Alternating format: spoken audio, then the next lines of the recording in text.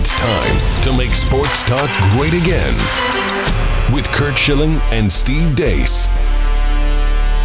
And greetings. Welcome to the Blaze. Yes. We're not worthy. Recognize. Yes. I am Steve Deace.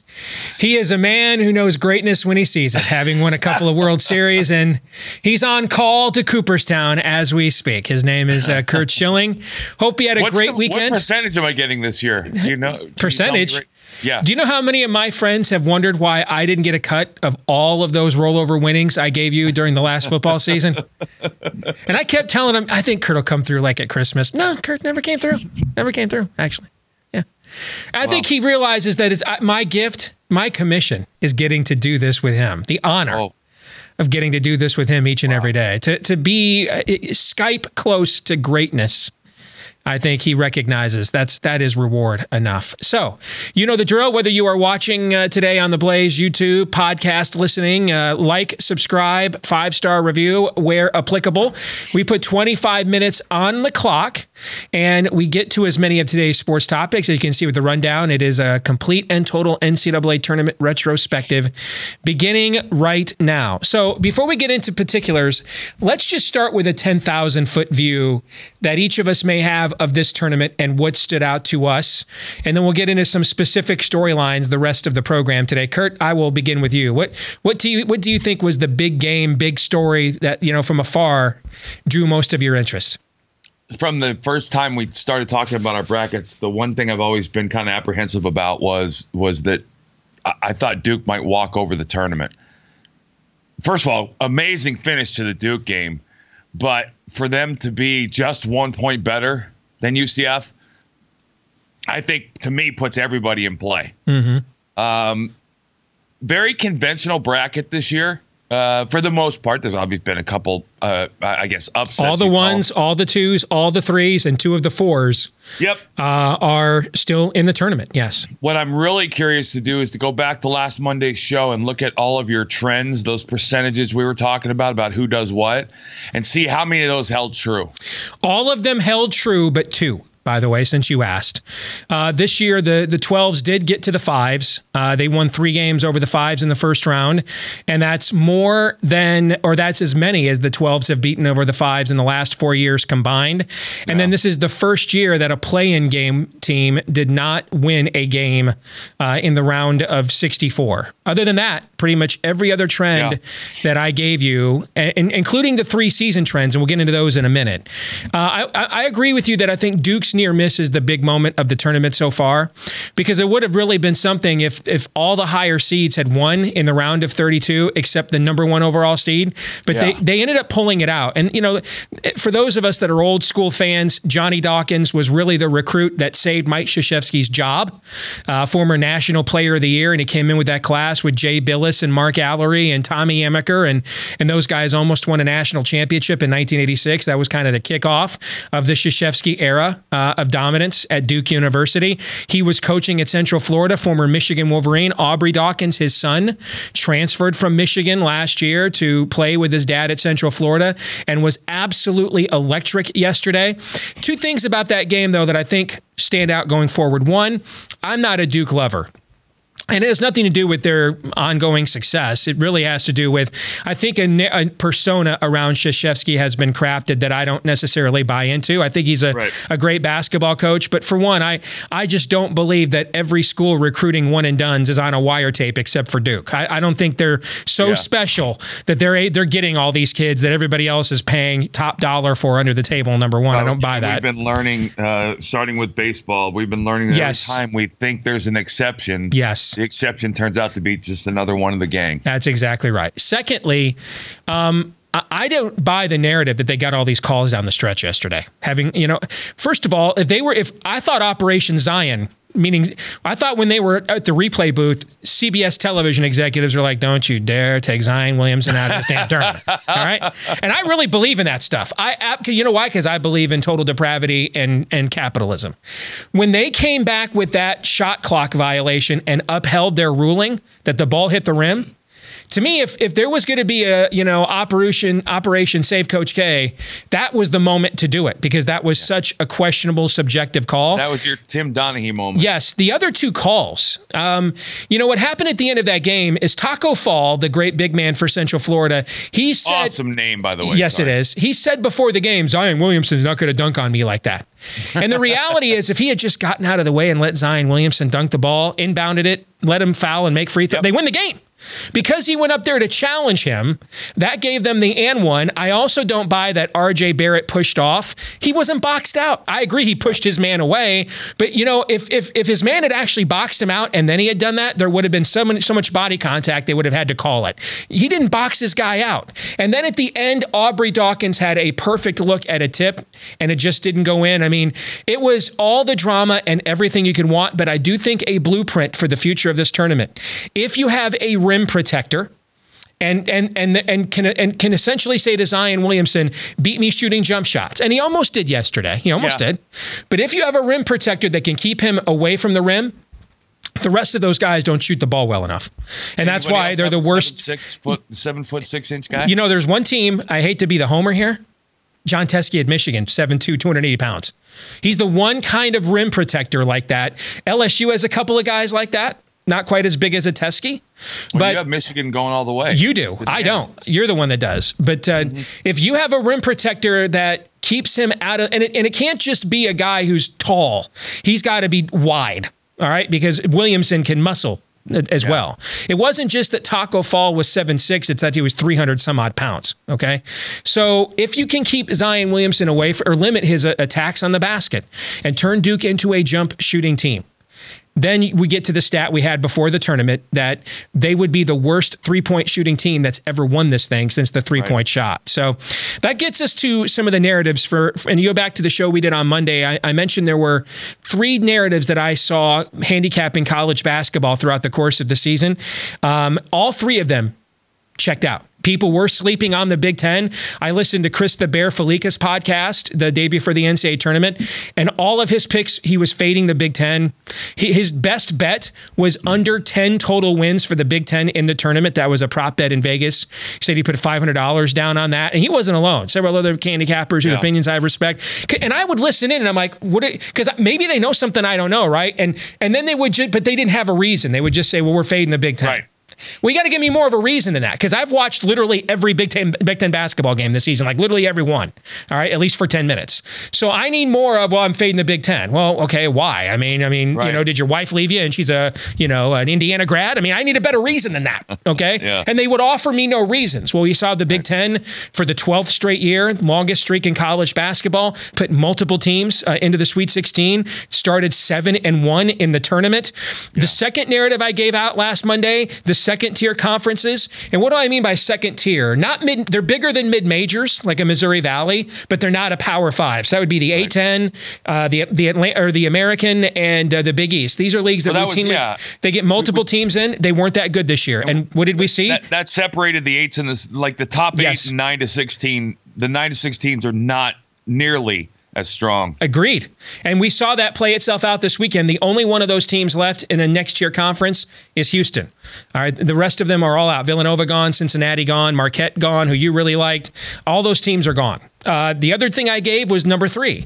All year long, there was a separation. That if you looked at KenPom's efficiency ratings, the top 7 or 8 teams on December 1st, January 1st, February 1st, March 1st, pretty much all the same teams. It was just a matter of what order they were in. Okay. Yep. And that played itself out now that we have all the number 1s, all the number 2s, and all the number 3s are still into this tournament. So those angles that we gave out that applied to this season, for people who say the college basketball regular season is meaningless.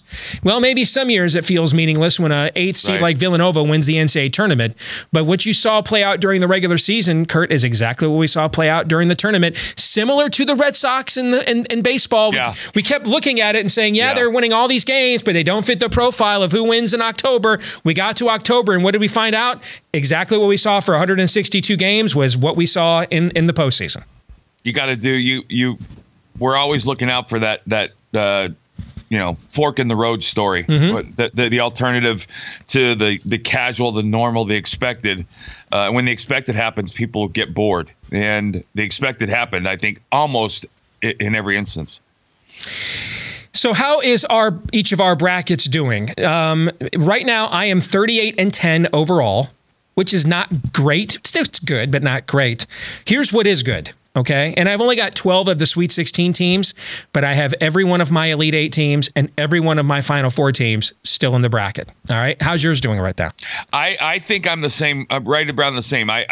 Marquette, Maryland hurt me a little bit, but I still have my Final Four, and I believe I have all of my Final 8. And I think, like you, I'm 12 or 12-ish out of 16 at the end as well. And but I was just like the football stuff. Somebody I was looking for you, given all of the stuff we've done with the against the spread. I kind of opened the standings expecting you to be on top, and my goodness, some of these people are nailing it. Yes, we have some very smart viewers, but if you look, it's really close. Like, I think I'm in 21st place, but I'm 4 points out of first. Okay. Yep. So that's why at this juncture, what's really key is how many Elite 8 and Final Four teams do you have left? How many teams do you have left that have been knocked out? And when I look at the bracket overall, you know, it was not a great opening weekend of basketball. A lot of these games were blowouts. But it's kind of the conventional wisdom is you like upsets the opening weekend, but when we get to the rest of the tournament, people want to see the big name teams, and for the most part, that is pretty much what, you know, people are going to see, you know. So let's look at hey, real quick before we go to the handicapping. Are you somebody that are you a Cinderella guy? I mean, do you want a Cinderella late in the tournament, or are you a guy that likes to see the best play the best at this juncture of the tournament? You know what? I don't know that I fall either way. I just want the winner. I'm always about the sport. I want a great tournament. Mm-hmm. And if a great tournament means a UMB Chicago, great. But I don't like the flukes. I'm not a bit, because I always believe in every instance, the best team always wins. And I don't mean best statistical group. I mean the best team, because they find the way to be the best in the biggest games and the most important moments of the season. And generally that holds out to be true. There's very few flukes. That's what's the round of 64 and the way they pare themselves down. Generally, you don't have a fluke standing at the end. You have somebody playing hot at the right moment, or you have a team with the Zion Williamson just doing what they've done all year. You know, a good example of that is the team that Aaron has pictured right now in Oregon. I mean, Oregon was a preseason top 15, top 10 team in all the polls. And then they lost Manute Bol's kid, who is their, you know, one of the top recruits in the country, one and done. They lost him to an injury, and they kind of had to change the way Dana Altman likes to play to accommodate him anyway. And then after they got rid of him, or after he got hurt, and they had to readjust back to the way Dana Altman likes to play. And the final month of the season, they've been tremendous. They were tremendous in the Pac-12 tournament. They've been tremendous in this tournament. And people are acting like there's some kind of Cinderella story. They've got more McDonald's All-Americans on their team playing than Michigan does. John Beilein's never recruited a McDonald's All-American, if you can believe that. So, you know, so even the one low seed still in it is a team that was actually, you know, ranked like 12th nationally in all the preseason polls at the start of the year. They just, you know, they just took some time to gel. So let's get into the handicapping angle of this. All right. So when you take a look at what I've been able to accomplish in this tournament, I told you at the start of the tournament I was going to pick at least one angle, and in several games I picked more than one. Okay. But I was going to pick at least one angle on every NCAA tournament game from the first play-in game all the way to Championship Monday. My record against the spread right now, documented. Okay, let's take a look at these factoids. So if you look at the 28 picks we gave out on the show last week, those are our 14 games from Thursday and Friday. We picked at least one angle on all of those games. I went 18-10 on the picks I gave out on the show last week. If you put $100 on each of those 28 picks, when you consider the juice, and then a couple of them were money line picks, like I had Iowa over Cincinnati, Florida over Nevada, etc. If you look at that, you'd have been up $1,650. From the picks that we gave out on the show here last Thursday and Friday. If you look at, go ahead. I know I was going to say, if you've watched anything around the guys at the Dave Portnoy, Barstool. He's putting, I don't know what he did. I wasn't paying attention, but he's been putting from 20 to 40,000 on every single game. And I texted them earlier in the day that you were laying out your picks. I can't imagine if he was doing his betting, if he had taken you straight across the board at 25,000 a pop. Well, let's do some of that math, shall we? Yeah. So playing at least one angle on every NCAA tournament game thus far, I'm documented, and I've posted the link to all of these picks recorded forever. The reason I use pregame.com is it will record every pick I have ever made if I click on that. Okay, and I like it. So let's click on it. Okay, 49, 17, and 2 in the NCAA tournament. That is 72%. So we have played 48 of the 64 games in this tournament already. Okay, so there's 16 games remaining. Yep. If I lost all 16 of those games, I'd still be like 60%. Right. With that win-loss total. That's incredible. Yeah. Okay. I was getting some sort of instant message update from some guy over the weekend. So I just thought you might want to know how it was going. Yeah. I saw that, but it was just. And I noticed you never replied the entire time. I noticed that. There was nothing to say. Yeah. There was really nothing to say other than you're wealthy. If you put $100 down on all 68 of my picks so far, considering the money line odds when that came into play and the VIG, you'd be plus $6,080 for the opening weekend of the tournament. If you put down $1,000, the kind of money Curt Schilling can afford with his $15 million a year free agent deals, if you put down $1,000, $1,000 units instead on all those picks, you'd be up over $60,000 for the weekend. Okay. And when you look at, and now the kind of guy I am, because I'm hyper competitive at everything, I actually am more interested in the 17 games I lost. Okay. Because, and Curt, you'll say this as a world champion. The losses always suck more than you enjoy the wins, right? The agony of defeat stays far longer than the thrill of victory. So when I looked at those 17 games, I wanted to know, because here's what you need to figure out. Could this model be replicated, or is it lightning in a bottle? It can just, you get hot. Yep. Okay. I want to know, when did I have the wrong result, or when did I have the wrong handicap? So let's try to empower the audience here a little bit. What's the difference? The difference may be, like for you as a pitcher, you actually had the right scouting report. You threw the right pitch. Yep. A guy just broke tendency, and it just happened to be the one time he connected with that cut fastball, that slider, and hit it 380 feet, right? Okay? But if you throw him that pitch 1-2 the next 20 times, he's probably going to strike out and ground out 18 of those times. Okay. Right. So when did I throw the wrong pitch, and when did the guy just get the right hit? There were a few where I had the wrong handicap. Okay. Purdue, Villanova under, I just simply had the wrong handicap there. All right. Villanova wasn't good enough defensively to keep that score down. All right. But in most of the 17 games I lost, I went back and counted. I thought, and the two pushes, those both happened in the second round where the lines are a little bit tighter now. I counted, of my 17 losses, I counted only 4 of them I thought I had the wrong handicap. The other 13 just were the other side, meaning I lost by a point here, I lost by a freak injury there, the kind of stuff that, because you aren't directly controlling the outcome, there's nothing you can do about. And so those 14 losses were gambling. Yes. Those are Yes, that's why anybody tells you I'm 90%, they're all lying to you. Right. All right. That's why Danny Sheridan, who's maybe the greatest handicapper of all time, he's made a career out of getting 60% right over the course of his life. All right. I'm sure you heard from him over the weekend. I have not, strangely enough. No, but the more this becomes a growth industry, and national companies like FanDuel and others are, going to take this across the country, the encouragement I would give to the audience too, and because it's not just about win-loss record, it's really even more about bankroll than that. Okay. Like if you took Duke on the money line and you lost on that, all right, that was minus 1,000. Okay.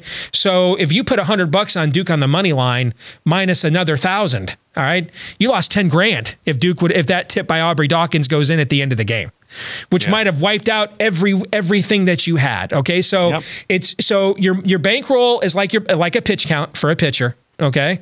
And then the other thing you want to look at is you want to go back and ask yourself, when I lost a game, did I just get the wrong result? Meaning a fluke play, an injury, something. Duke's not a good 3-point shooting team, and I caught the one game in the tournament when they're going to make 13 of them. Right. Okay. Or did I have the wrong side? Okay. Because there is a difference, did I have the wrong result? There's a difference between the wrong handicap I misanalyzed and did I have the wrong result? Because the result you ultimately cannot control. Your analysis of what you project the most likely outcome to be, that is the part, Curt, that you can control. Yep. So when you talked about, because I don't know much about this world, I know that the Barstool world, I know you're a big fan of that, right? So yeah, well, I'm not a fan. I will say that, and it's Portnoy is his name, because he's a big Michigan fan, right? Okay. He's a big betting. He's a huge fan of the team. He's got his 30 grand on. Yeah, but I think he's actually for real a Michigan fan, because I've seen him show up in my Michigan podcast Twitter feed. Right. He showed up in my main Twitter account more this week than I can ever recall. Because if you're a sports fan, let me give you a Twitter follow you have to be in on. Freezing Cold Takes. All right. And this is a guy who literally just records hot take sports analysis like for evs. Like he was pulling out, because tomorrow we'll talk about Gronkowski retired on the show. Yeah. He was pulling out, Greg Bedard at NFL.com saying, I don't think Rob Gronkowski's a good prospect. I mean, he keeps a record of everything. And then when you are proven to faceplant, he pulls it out on you at Freezing Cold Takes. All right. So if you're not following Freezing Cold Takes, I have been lit up a couple times, interest of full disclosure, on Freezing Cold Takes. Okay. So I highly would recommend it. Dave Portnoy, your buddy there at Barstool, I'm sorry. He had the high rent. He had the corner office at Freezing Cold Takes all weekend long. He basically must have lost my Blaze Media annual salary this week because he kept showing up on Freezing Cold Takes with bad bets and bad beats, right? Go back and watch. So what they're doing is they were in a FanDuel room is what they're doing. Him and Big Cat and a couple other guys. And he's got his little bookie guy that he bets with. And they're literally live on TV watching all the games, with the scores running and all their bets lined up. Mm-hmm. So you can see, and literally every basket late in the game is beating him. And it's so much fun to watch. And again, he's betting. These guys are really that loaded? They're getting down that much on these games. Dave sold Barstool for millions. Did he? Okay. So this thing, see, because I don't follow that. So this thing's much more popular than me and my Iowa sheltered worldview is aware of. Okay. Yeah, because I reached out to him and I said, hey guys, not for nothing, but you're probably going to want to watch. And he clearly didn't take a lot of your advice because he'd be up. I'm guessing. Given the way he's betting, I'm guessing he's up high 6 figures, low 7 figures if he'd stuck with your bets. Well, tell him I said go blue. Let's look ahead to the Sweet 16. So we've got what a lot of people are billing as the greatest Sweet 16 ever. I think when you look at the average seeds of the teams, it's 3.1. Yeah. Which breaks the record set in 2009 for the median seed of the teams remaining in the Sweet 16. Everybody else, yes, and Oregon is not, as we've pointed out, not your typical 12 seed. Right. So let's take a look go through the bracket here, region by region. Just a really quick take. I haven't broken a lot of these games down yet. When I look at Duke, Virginia Tech, again, we pointed out before the tournament, Virginia Tech beat Duke at the end of the year. Everybody keeps pointing out that Zion Williamson was out. That's true, but so was Virginia Tech's all-ACC point guard Justin Robinson. So I think that's kind of a wash. This is the furthest. I've got them beating Duke this round. Yeah, it's the furthest Virginia Tech's ever been in the tournament. And with the game in Washington, D.C. there, that's going to be a home game for Virginia Tech. LSU and Michigan State, man, that's going to be a battle. I mean, the athleticism for LSU versus the size and depth and tenacity of Michigan State. But I got to think in the end, this is where we find out, are we watching another Steve Fisher interim coach run here? Because in the amount of experience advantage from a coaching perspective Tom Izzo has here over the interim coach at LSU is pretty substantial. If you go down to the West bracket, this kind of looks like what we saw last year. Gonzaga versus Florida State, Michigan versus a team from Texas. But if you look at those teams, I mean, that'd be a pretty good Final Four, that bracket there. Right. Well, I do love both the East and West is 1, 2, 3, 4. Yeah. I mean, both of those would actually be fairly decent Final Fours. Michigan and Texas Tech have gone back and forth all season on Ken Palm as the number 1 or 2 ranked defensive efficiency teams in the country. So that doubleheader out there in Anaheim, and that's going to be a Michigan home court because the amount of Michigan alums out there in SoCal, we saw that last year in LA. If you go to the South region, this is in Louisville, Kentucky. You have Virginia against Oregon. Again, not your typical 12 seed, but I think Virginia will have too much size and defense for Oregon there.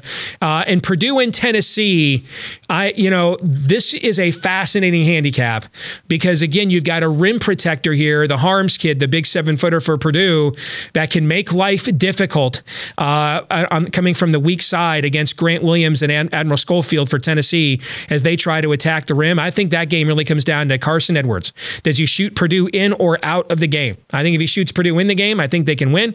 If he shoots them out, then I think they lose. I think it's that simple. And then you go to Kansas City, where you got North Carolina against Auburn, first team, I think, to 90, probably wins that game. A couple of coaches that know a little bit about scandal. Roy Williams had an academic one. Bruce Pearl, he's never off probation. He's just in between.